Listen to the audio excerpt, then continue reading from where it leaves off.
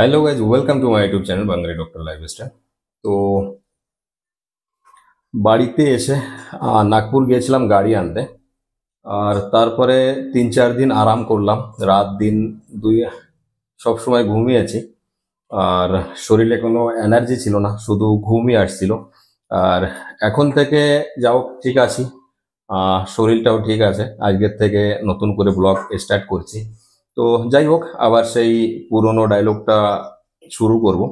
তো আমার এই চ্যানেলটিতে তোমরা দেখতে পাবে বাঙালি ডক্টরদের ডেইলি লাইফস্টাইল এবং আমার মোটো ব্লগিং।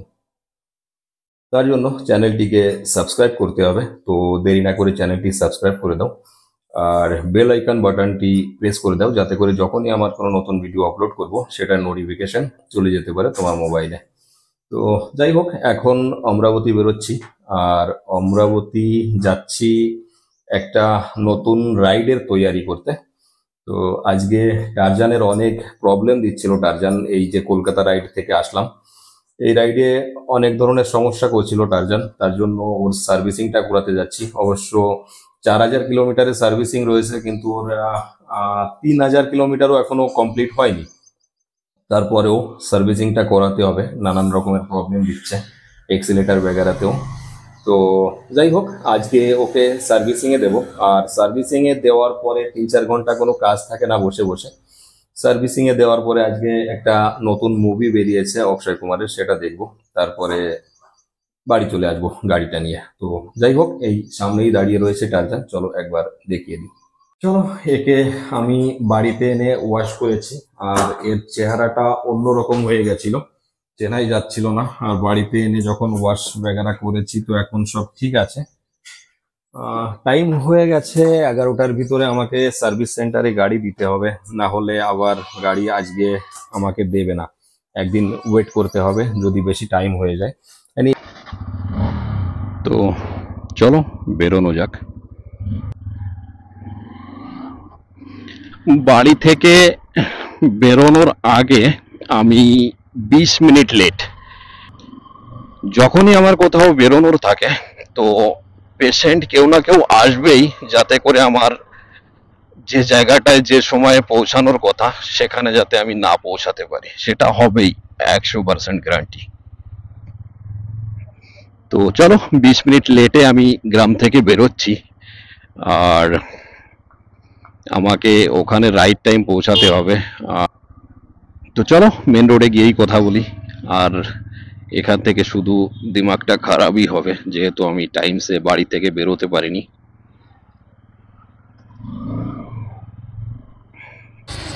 কোটিপতি তো এরা। হ্যাঁ, এটা তো তোমারই সাইড। আমি তো ওই সাইডে যে নালিটা রয়েছে ওখান দিয়ে যাব। আসলে গভর্নমেন্টের মেয়েদের লাইসেন্স দেওয়াটাই বন্ধ করে দেওয়া উচিত। আমার সাইড দিয়ে উনি যাবে আর আমাকে ওয়েট করতে হবে। তো ছাগলটাই দেখাচ্ছিলাম যে এদের কাছে এক একটা লোকের কাছে হাজার হাজার ছাগল থাকে, যেগুলো বিক্রি করলে একজন মধ্যবর্তী ফ্যামিলির থেকেও বেশি পয়সাওয়ালা এরা বেরোবে, যারা রাস্তা দিয়ে ছাগল চড়াচ্ছে। যখনই কোনো আর্জেন্ট কাজ থাকবে, আর এটাই হয় আমার সঙ্গে। আমার সঙ্গেই নয়, বোধহয় প্রতিটা মানুষের সঙ্গে এরকমটাই হয়। এখানে রেলওয়ে লাইনের কাজ চলছে, আর এখান দিয়ে যেতে দেবে না এখন।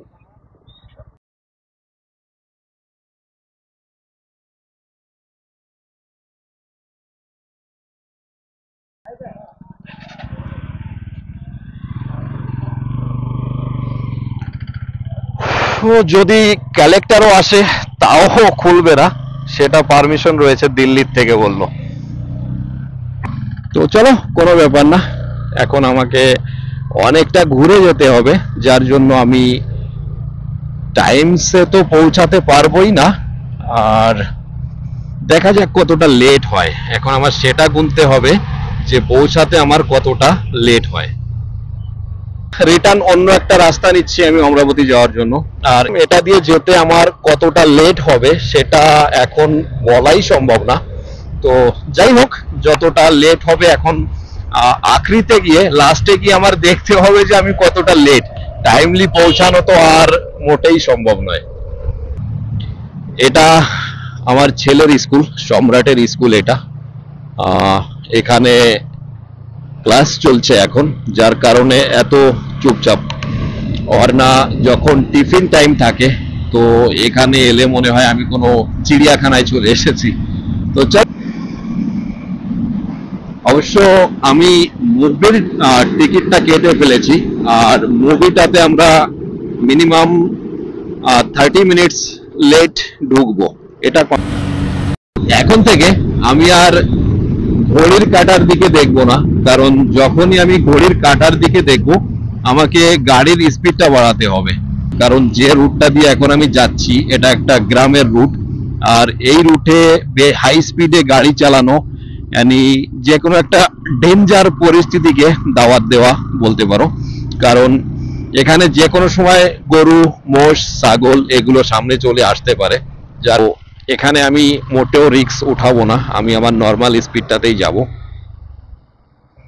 তার জন্য যদি আমি গাড়িটা সার্ভিস না করাতে পারি কোনো প্রবলেম নেই, যদি মুভিটা দেখতে আমার 1 ঘন্টা লেট হয় তাতেও কোনো প্রবলেম নেই। পিছনে রেখে এসেছি, আর এটা সেকেন্ড নাম্বার, আর এটা ওভারটেক করলেই পেয়ে যাব বাজাজ শোরুম। সেখানে গাড়িটা রেখে দিয়ে বেরিয়ে যাব তাপাড়িয়া সিটি সেন্টার। যদি সবকিছু ঠিকঠাক থাকে, সামনেরটা, পেছনে তো কিছুই ঠিকঠাক ছিল না, সামনে যদি সবকিছু ঠিকঠাক থাকে তাহলে হয়তো 10 থেকে 15 মিনিট লেট হব আমরা, তার বেশি না। চলো দেখা যাক শোরুমে গাড়িটা ছাড়তে কত সময় লাগে।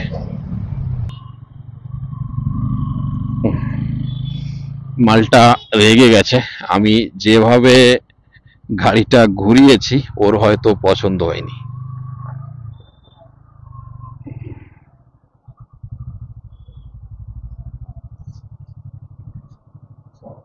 चेका ये हाँ कवर।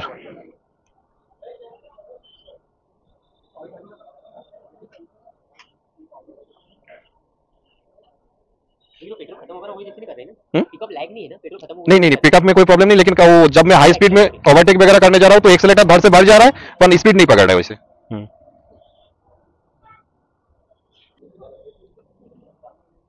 अच्छा कर दो ना। कितने किलोमीटर चलने पर करना पड़ता? ठीक है कर बद। अभी भी 4-1 हजार किलोमीटर हो नहीं, 2-2.5 हजार हो जाएगा। अच्छा ठीक है कर भाई दो। हाँ कितने बजे दोगे? नहीं 4 बजे तक दे दो ना।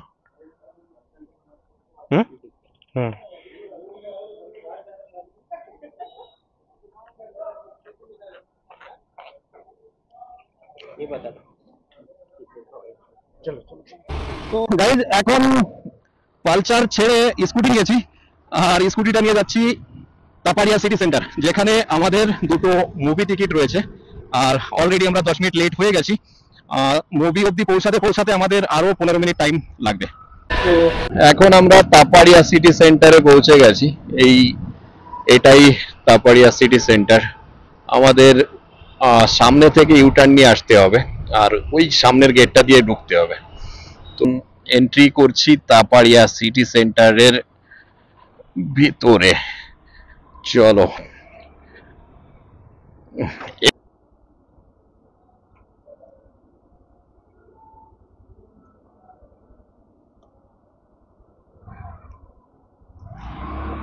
आज के तापाड़िया सिटी सेंटर उजड़ा हुआ क्यों लग रहा है यार? कोई भीड़ भाड़ कुछ भी नहीं है।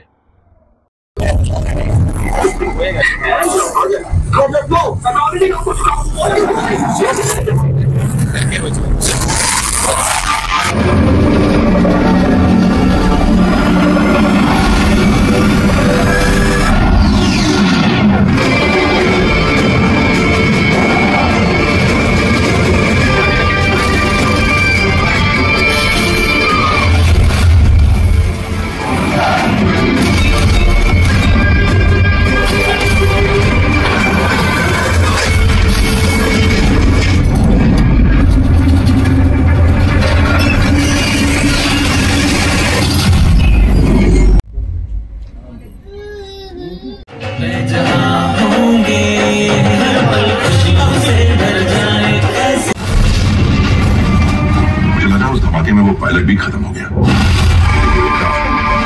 बादलों को चीता हुआ पार दिया। मैंने इससे पहले ऐसा कोई मंजर नहीं देखा था। आपका दोस्त एक बहुत ही बेहतरीन पायलट है। अगर वो दुश्मन देश का पायलट नहीं होता। তো আমার সাইডেই টারজান দাঁড়িয়ে রয়েছে আর বললো সার্ভিসিংটা কমপ্লিট হয়ে গেছে, এখন ওয়াশিংটা বাকি রয়েছে। তো 4টের বেশি বেজে গেছে, এখন আমি যদি সার্ভিসিংটা হয়ে যায় কমপ্লিট, ওয়াশিংটা আর করবো না। আমি যেহেতু আমার বাড়িতেই মেশিন বগেরা রয়েছে, আমি ওয়াশিং করে নিতে পারি বাড়ি, এখানে টাইম পাস করবো না। আমার 5টার সময় দওয়াখানায় বসার কথা, তো বেরিয়ে যাবে। চলো বিলটা বানিয়ে নিই।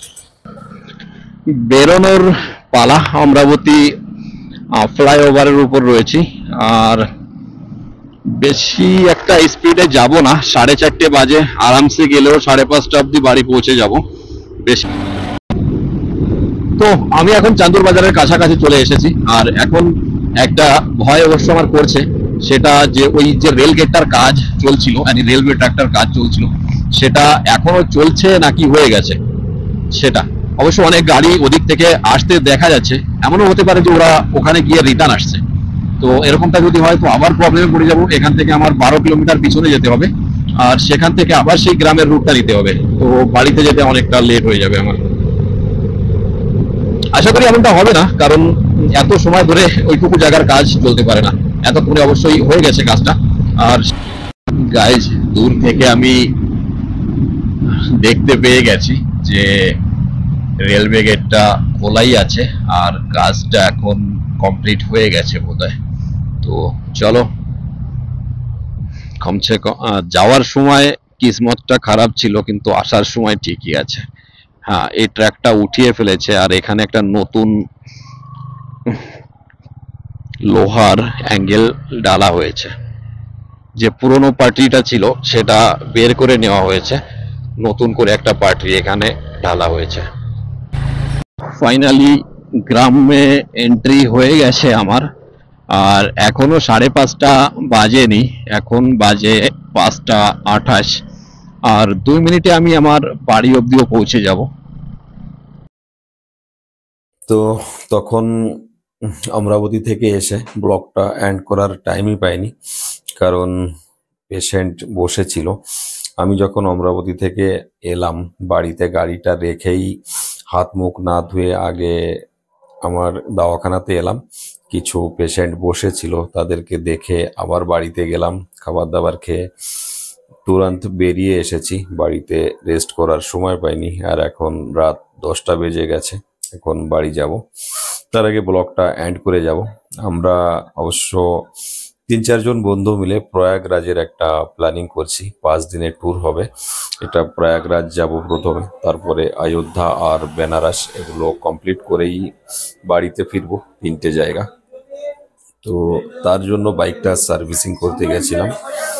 অবশ্য এখনই ফাইনাল বলতে পারছি না যে আমরা বাইকে যাচ্ছি या কার নিয়ে যাচ্ছি। প্রথম আমাদের প্ল্যানিংটা বাইক নিয়েই ছিল, কিন্তু এখন একটু চেঞ্জ হচ্ছে একজনের কারণে। তো যাই হোক, এখনো আমরা কনফার্ম না যে বাইক যাবে या কার, যেটা হোক একটা যাবে। আর আজকে যে মুভিটা দেখলাম আমরা, এই মুভিটা নিয়ে কোনো খারাপ মন্তব্য আশা করি কেউ করবে না। আর আমি এই মুভিগুলোই পছন্দ করি, এয়ারফোর্স, আর্মি, বর্ডার, এগুলো আমার দেখতে ভালো লাগে। আপনা আপনা চয়েস। তো আজকের যে মুভিটা দেখলাম, এটা একটা এয়ারফোর্স অফিসারের রিয়েল লাইফ স্টোরি ছিল। একজন নিজের জীবনটাই দিয়ে দিয়েছে শুধু দেশের জন্য। 12টা এয়ারক্রাফট আর 12টা এয়ারফোর্স অফিসারের জীবন বাঁচিয়েছিল সে, তার নিজের জীবন বাজি রেখে। তো বাজি রেখে বলতে মনে করো সুইসাইডই করেছিল, এরকম একটা মিশন ছিল তার জন্য। তো যাই হোক, এখন আমি বাড়িতে যাব আর ব্লগটা এখানেই এন্ড করছি। ভালো লাগলে লাইক, কমেন্ট, শেয়ার করো, আর অবশ্যই অবশ্যই সাবস্ক্রাইব করে দিও। বেল আইকন বাটনটাও প্রেস করে দিও, যাতে করে যখনই আমি কোনো নতুন ভিডিও আপলোড করব সেটার নোটিফিকেশন পৌঁছে যেতে পারে তোমার মোবাইলে। তো চলো, গুড নাইট, সুইট ড্রিম।